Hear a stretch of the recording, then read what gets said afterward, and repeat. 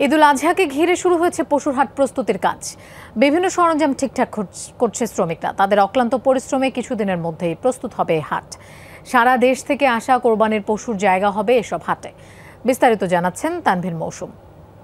6000 mAh ব্যাটারির one and only power master NextG N73।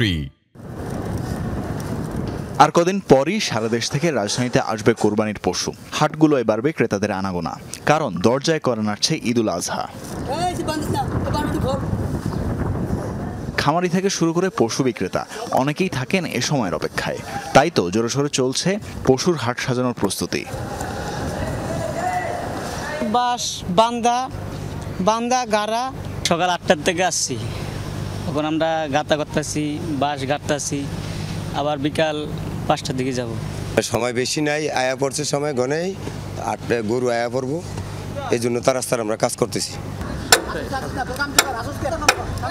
Dhaka দক্ষিণ city corporation জানিয়েছে এবার মোট 11টি পশুর হাট বসবে। এবার একটা স্থায়ী পশুর হাট এবং এরপর নতুনভাবে 10টি, একটি কম বেশি হতে পারে।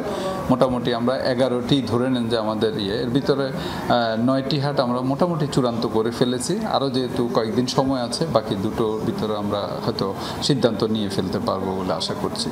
এদিকে ঢাকা উত্তর সিটি কর্পোরেশনে স্থায়ী অস্থায়ী মিলিয়ে মোট হাটের সংখ্যা ধরা হয়েছে 7টি। বৃহস্পতিবার সচিবালয়ে ঈদ ঘিরে এক সভায় নিজেদের প্রস্তুতির তথ্য জানায় ডিএনসিসি।